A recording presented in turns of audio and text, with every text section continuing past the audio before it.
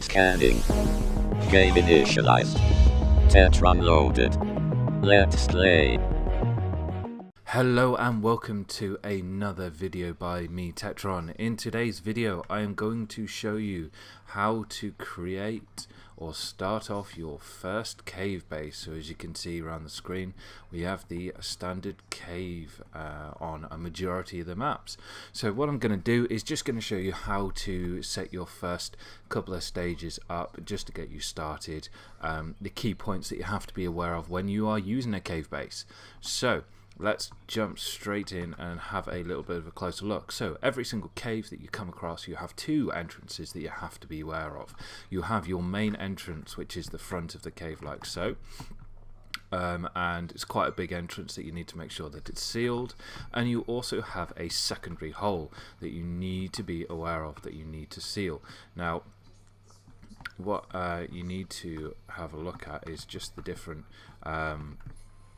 I'm actually stuck, be careful not to get stuck, just the different ways that you can get access to a cave. So this is your two main areas that you need to seal off. So a quick trick that you can actually do when creating your first cave base is you can just look at the quick layout of whereabouts the walls sit and so on and so forth. Now you need to make, when you're placing your first foundation, make sure that you've got somewhere for doors perhaps, and that they will sit together. What you need to be looking for as well is when you start honeycombing the front of it as well, and how far away from the roof you are.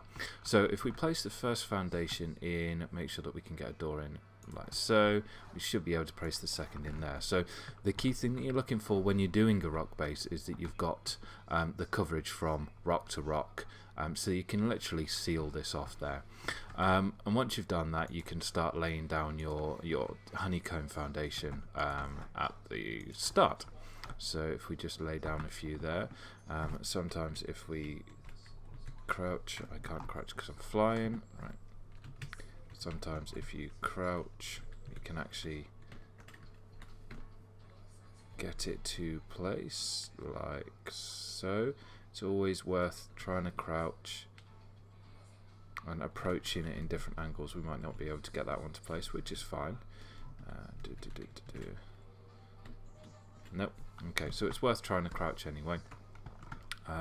But we've got some good coverage so far on that, just to give you an idea. There you go, so we've got a placement there, which is nice, and we've got that connection there. So you've got your first entrance. What we can then do is we can then start looking at an airlock perhaps.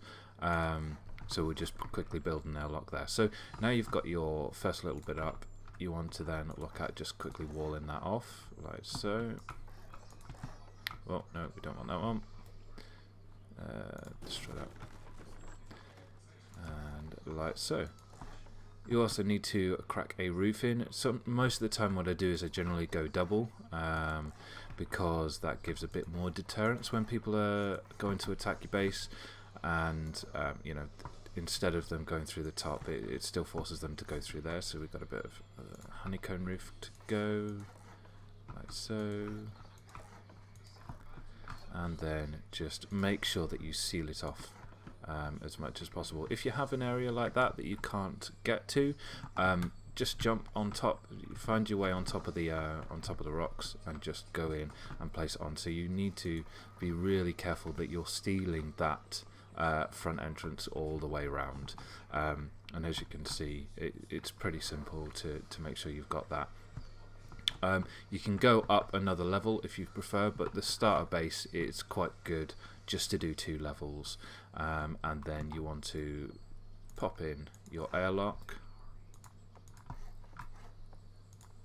like so, and then what I do also in a majority of cases is I seal off that one and I start producing some doors through here as well. So I make the main entrance in this corner and wall off this one. It tries to push raiders into a specific path to actually get into your building, other than going through stone walls, obviously because there are a lot less satchels to go through doors than there are to the walls once you upgrade that, so it just forces them to use a little bit more satchels, and then you have your foyer if you want, or your landing or whatever. So go ahead and upgrade those. Since it'll be your probably starter base, or this will be your first starter section, make sure you do the first bit in stone. It's quite important that you try and deter that initial raid in, because when you're starting off and doing like this as part of your first base, your priority is to seal the 2 holes up and to build the front fascia of the base. What you can then do, so we'll leave the roofs for a minute, pop another one there and there, and always make sure that you're obviously pointing outwards where you can on the walls, because the age old, the uglier bit of the wall is harder to blow up than the smoother bit of the wall. Same with the wood, so just make sure that you are doing that. So we just go through and upgrade those. We won't do the top, it's not really necessary for this demo. Right, and then you just plank a door on, and again, key point is you have 2 versions of the door. You have the smooth side and then you have the nailed side. So the nailed side goes in the inside because it is noticeably weaker against raiders. So always do that. There, I don't think we have a lock on us. No, we don't. So and then lock the front door, and then you've got your airlock. Don't forget your foundations. Right, so, and there you go. So the aim is to at least get your airlock done, so that you've got that entrance in there, but once you've got this section done, you're pretty safe from your front attacks. So we'll just upgrade that. There you go.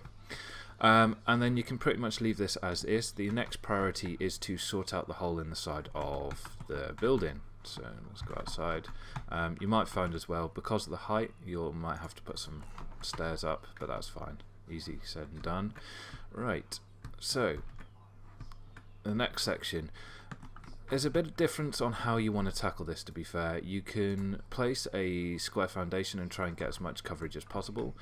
So for example, we've got in this one, if I just show you, we've got the wall meeting there and the wall meeting there, and then you can add in another triangle foundation if you can actually get in, like so. Whether it'll let me do it.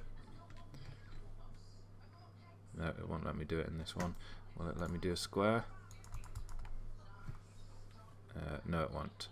But it'll let me do another square there if I wanted, or I could then go in and just start doing triangles. So there. Oh, and if I can get the blue, sometimes it takes a little playing around, like there. Can I get a blue on that one? No, I can't get a blue on that one. So it takes a little playing around, and as you can see, now we're meeting the stones, you get a lock there.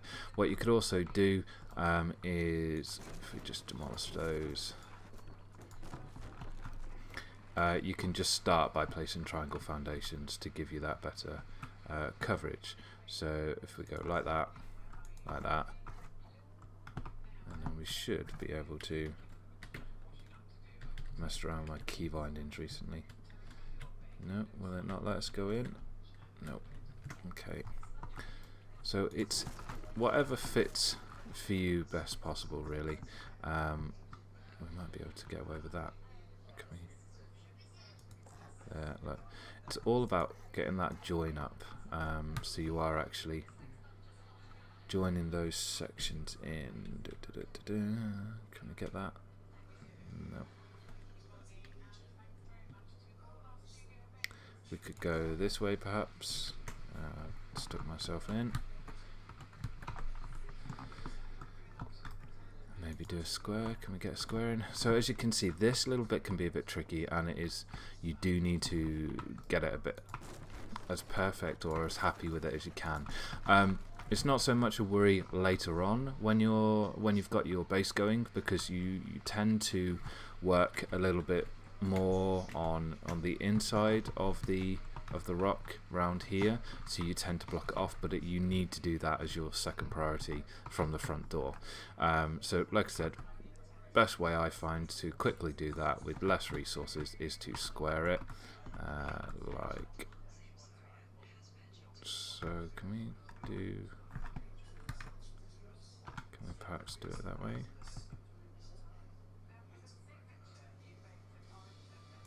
Like so. and then you just want to quickly crack up some. It just deters people from going in this way, really. Even if you just do a couple of them. Oh, don't forget to turn it round as well. If you had the spare metal and you were going to metal up anywhere, I would advise metal in this section up, because this is more of a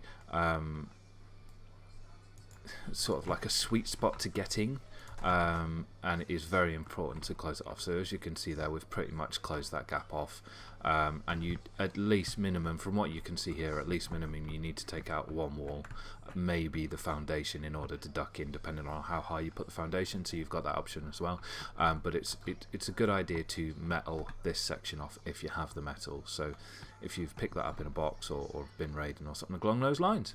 So as you can see, that's the start of the entrance to the cave base. What you can then do inside is up to you. I tend to build out a little bit more. I have two sections, so I will go in. If I go back in, so what I'll do now is, once I've built that, to go out, because that's pretty much going to be a lot of your resources, is that if we upgrade these a minute, okay, you've got this section all round here, so I tend to quickly go all the way down the bottom, because eventually you're planning to build down here. Find the closest section really that you can build in, like so. That looks pretty. Oh, can we go in even further? Yes, we can. So once you've got that down, you can then grab your toolbox and snug that in as close to the wall as possible, and then it's all the way hidden. You're done. And then even if you wanted to, just so that nobody could actually get to it, wall it off. There you go, done. So you're sorted there. You've also got your sort of start of your platform as well that you can start building out from the lower part of the base. But once you've got your cupboard sorted, I'll generally start building a storage section and a sleep section. So closer to your main base, to the open door for the start, you just plop in there, and then you start working on your box for storage, like that. So I generally just crack it in the corner, as close in the corner as I can, so that it's a little bit out of the way, a little bit hidden. You can then also start pushing things into the rocks, so it gives you a bit more space to play with. The furnaces are really good to hide in the rocks. Well, not hide, but space saving for when you start building in. So I'll generally put them in the corner there, as you'll see on a later video as well, when I take you on a tour of my current base pre-wipe. And then there you go, you've got it, your starting base pretty much. You might need to build in some foundation stairs to get back up if you're unlucky with your rock placements. It might not, no, it might not let me, or something along those lines. Sometimes I put a box in there, you know, and see how it goes. So there you go. There's the starting of your rock base that's going, your cave base. Again, just to reiterate, two key points is block off this access here, and also, as your priority, make sure that you are building your entrance. A lot of recent bases at the minute I've seen have built outwards as well, and up and around, which is a really good thing to do if you have the time and the resources. I'm a solo player generally, so I don't have that kind of resource. However, you know, just by doing this is a pretty solid, you can control the way generally that you'll get raided, so it means you'll be able to prepare with that for turrets and so on and so forth. So there you go, there's the introduction to how to start building off your first cave base. Please like, subscribe, and leave me comments below if you'd like me to show you any other type of base that I generally build. And please check out my other videos. Like I said, I shall be bringing you an overview of what my current base looks like before wipe. Okay, take it easy guys.